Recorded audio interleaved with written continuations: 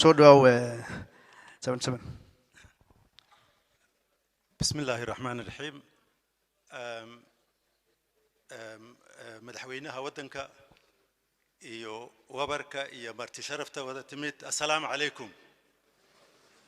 aniga waxaan soo raacay guddigan anigoo matalaya beesha ogaadeen wajaar degan